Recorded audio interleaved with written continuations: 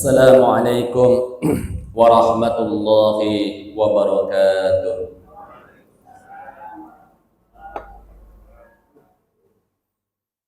Innal hamdalillah Innal hamdalillah nahmaduhu wa nasta'inuhu wa nastaghfiruhu wa nu'minu bihi wa natawakkalu alayhi wa na'udzu billahi min shururi anfusina wa min sayyiati a'malina.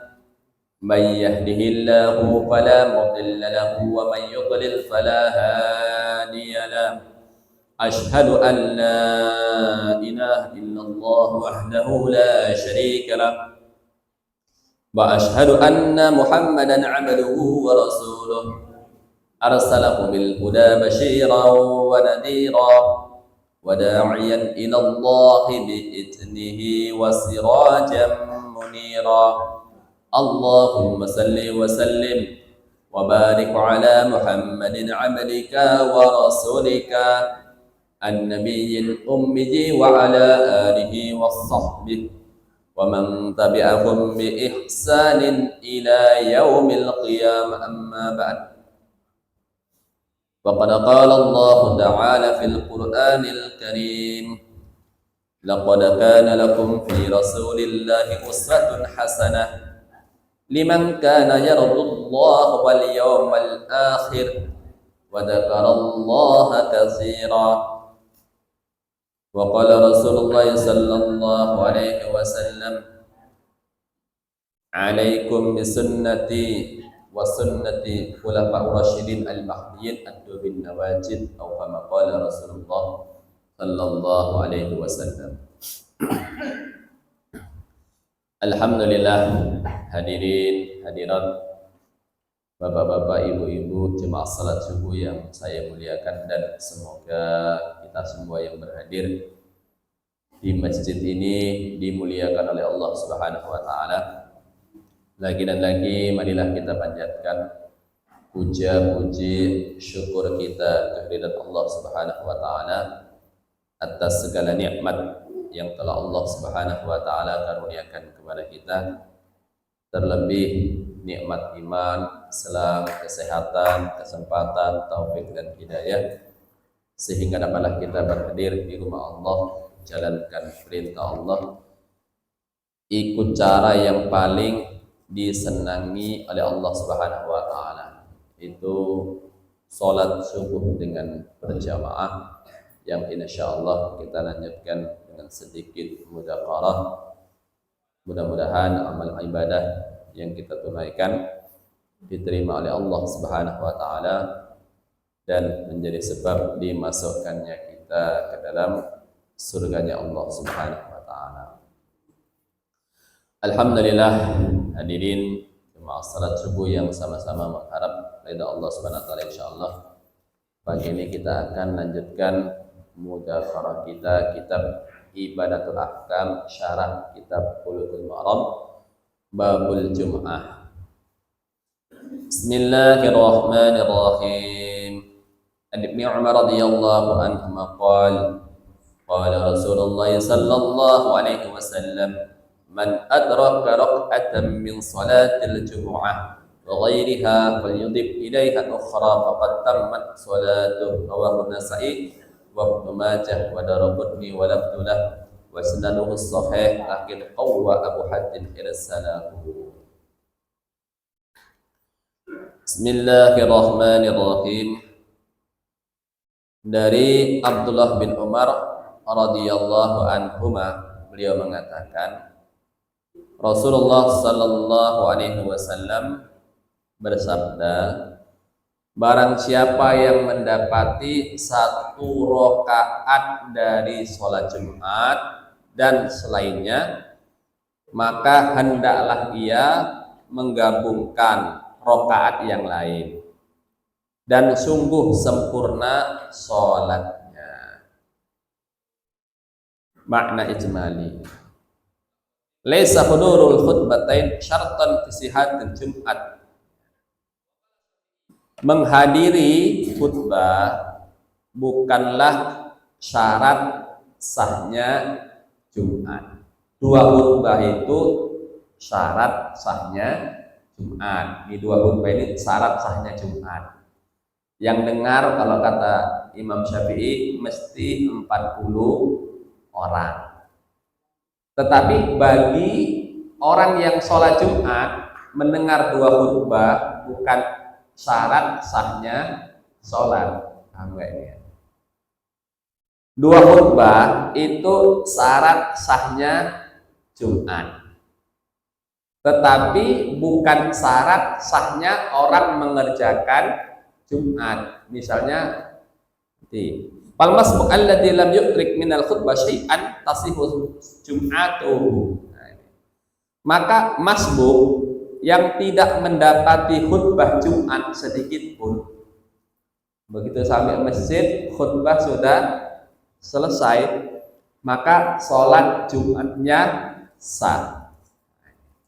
Masbuk ini sholat Jumatnya sah. Khilafan liman za'ama butlanahu, berbeda dengan orang yang menyangka tidak sah Jumatnya. Ada sebahagian yang menyangka kalau orang nggak dengar dua khutbah Jumatnya tidak sah. Wal hadis hujjatun alaihim. Lah, ini hadis hujjah buat mereka.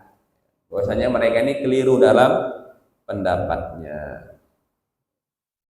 Hadis menjelaskan man atraka raka'atan min salatil jum'ah ma'al imam faqad atraka shalah. Barang siapa yang mendapati satu rakaat dari salat Jumat bersama imam, sungguh ia mendapatkan salat Jumat. Masuk masjid, imam berdiri ke rakaat yang kedua. Misalnya, maka masuk langsung aja kerjakan salat Jumat. Nah, maka Jumatnya sah. Imam salam, ya, masbuk berdiri nambah satu rakaat. Bahkan dalam fikih Syafi'iyah, misalnya setelah dia salam ada pula orang bermakmum di belakangnya, maka sahlah Jumatnya. Apa bisa kejadian macam gitu? Bisa. Misalnya awak musafir berhenti di satu masjid, pas pula masbuk kita, ya kan?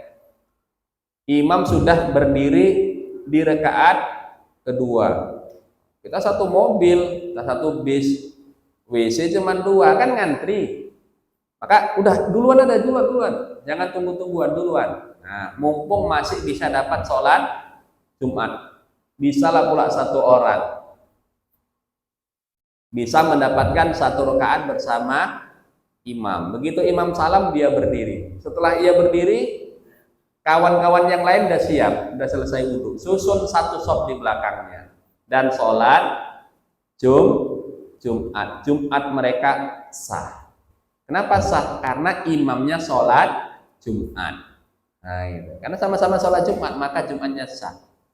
Bahkan ini boleh berlangsung sampai menjelang asar. Kalau terjadi pas awak salam lagi, ada lagi imamnya salam berdiri. Ya, namanya masjid pinggir jalan lintas, bolak-balik ada orang berhenti. Ini boleh berkelanjutan sholat Jumatnya sampai menjelang asar. Kalau sudah menjelang asar nggak bisa. Kenapa? Sholat Jumat ini nggak boleh begitu belum selesai sholat sudah masuk waktu asar. Misalnya waktu asar tinggal 2 menit, nggak mungkin lagi untuk menyelesaikan Jumat, maka nggak boleh sholat Jumat. Kenapa nggak boleh sholat Jumat? Nanti sholat Jumatnya belum salam, udah adzan asar. Ini boleh terus menerus sampai menjelang sholat asar. Ini kalau terjadi.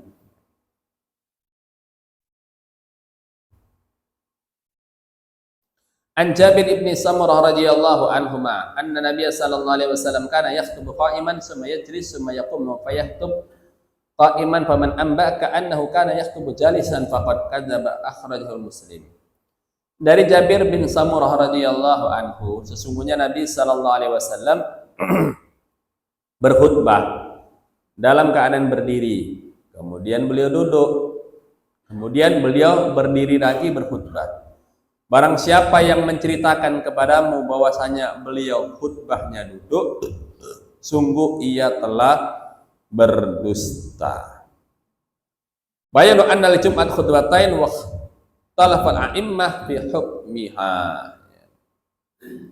Ya, hadis menjelaskan tentang apa? Jumat ini ada 2 khutbah dan alim ulama berselisih tentang hukumnya. Wa qala jumhur annaha syartun fi sihhatil jum'ah.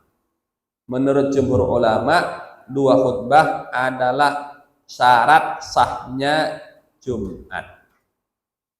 Kalau Imam Hanafi, tajzi'u khutbatun wahidah, cukup 1 khutbah.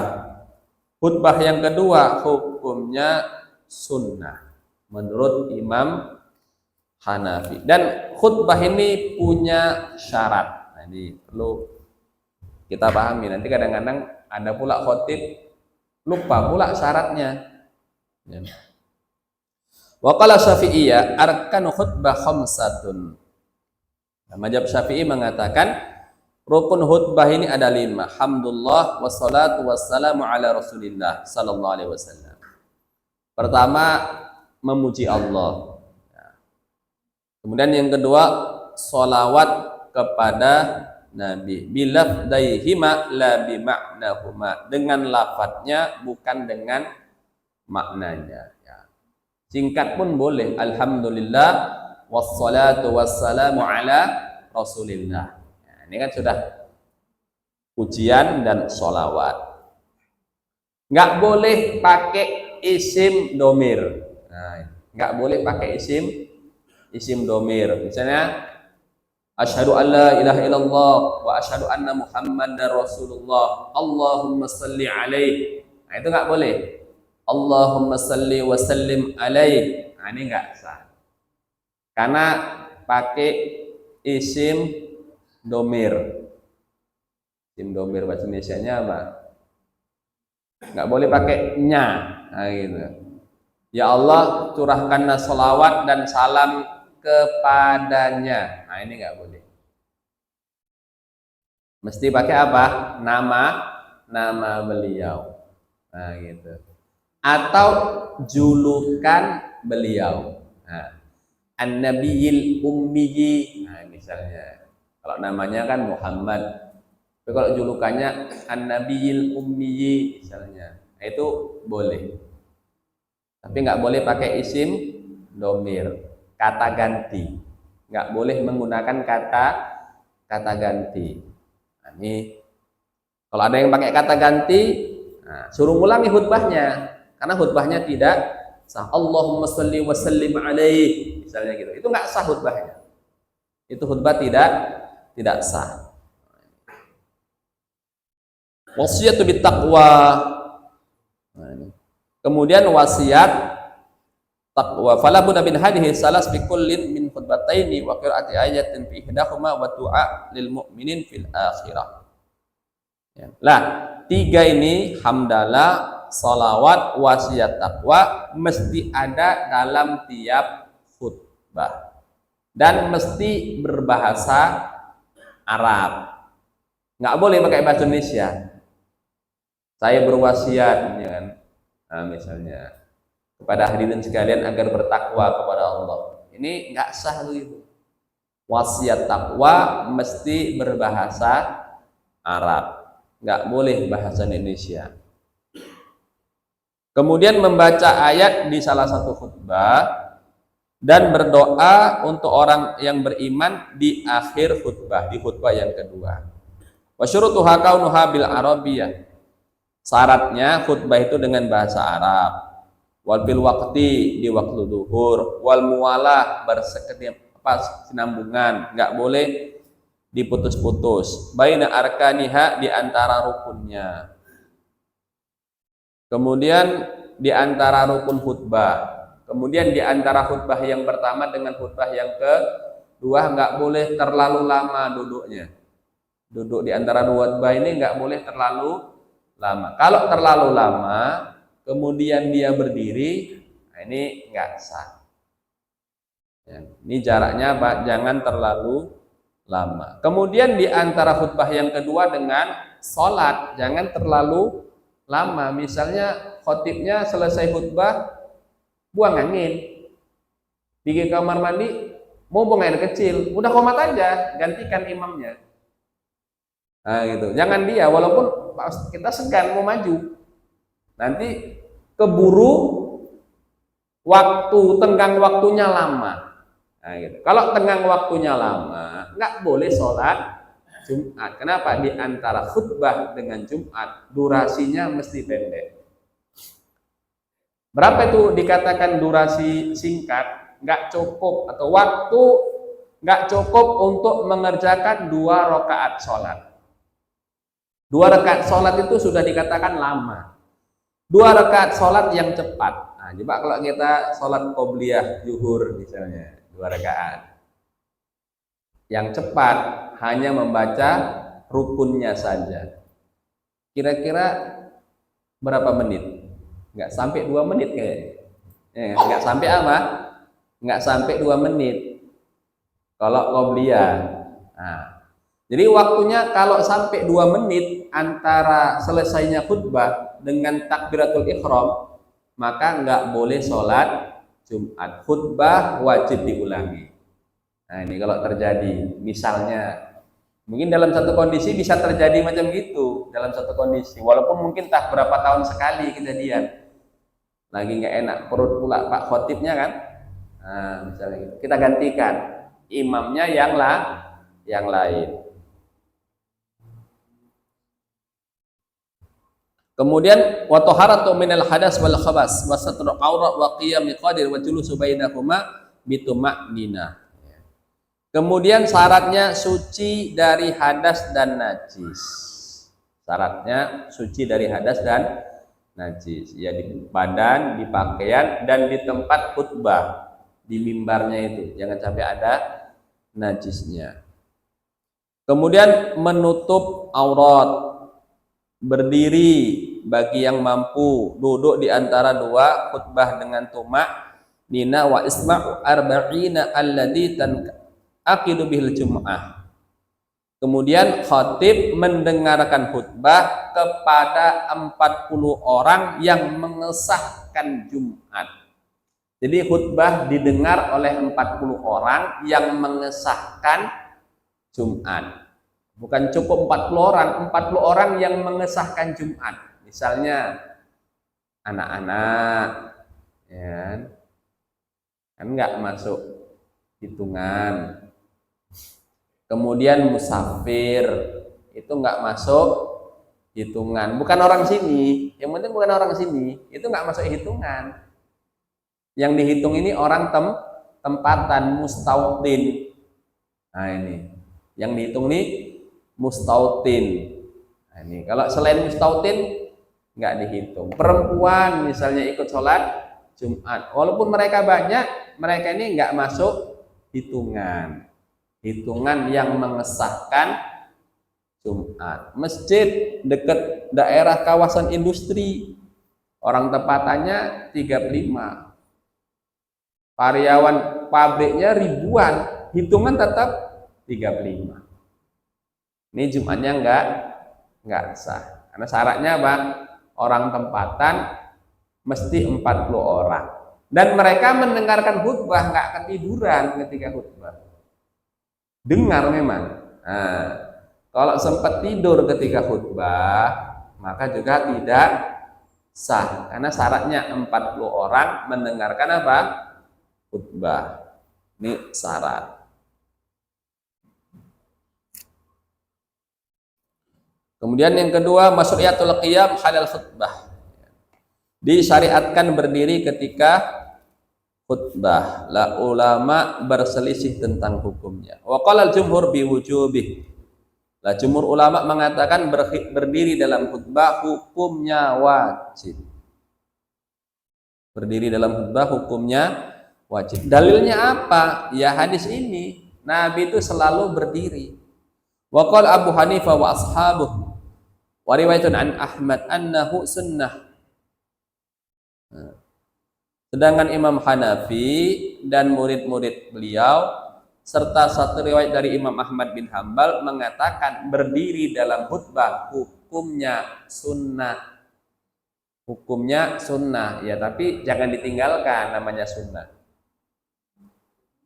Li'anna sabit min fi'alihi, dikarenakan dalil yang sabit menjelaskan Nabi khutbah berdiri itu dari perbuatannya. Begitu juga perbuatan khulafa'ur rasyidin, li'anna fi'li bimujaradihi la yufidul wujub, dikarenakan sekedar perbuatan tidak menunjukkan kewajiban. Ini usul fikih, usul fikih yang pasti dipahami. Kalau nggak dipahami, payah juga ini, orang nyalahkan orang lain. Jadi apa? Perbuatan itu tidak menunjukkan wajib. Kenapa? Orang menjelaskan hukum itu pakai lisan. Menjelaskan hukum dengan lisan, bukan dengan perbuatan. Menjelaskan hukum itu dengan lisan. Lah, misalnya ada orang menjelaskan dengan lisan satu bentuk larangan dengan lisan.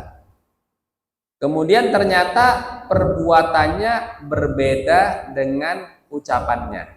Mana yang kita ikuti? Ucapan, jangan perbuatan. Misalnya, ini contoh di sekolah. Ya, misalnya di sekolah. Peraturan anak SMP, SMA pakai pakaian seragam. Bajunya seragam. Kalau nggak seragam, nggak boleh masuk kelas.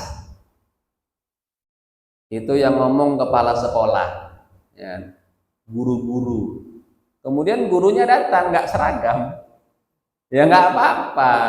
Jangan diikuti perbuatannya. Ini peraturan untuk siswa, bukan untuk guru. Nah, gitu. Ada aturan yang memang Nabi perintahkan untuk umatnya. Tapi peraturan itu nggak berlaku untuk diri beliau. Misalnya, tak boleh nikah lebih dari 4 wanita. Prakteknya istri beliau 11. Nah, gitu. Ini yang kita ikuti apanya misalnya? Ya perbuatan.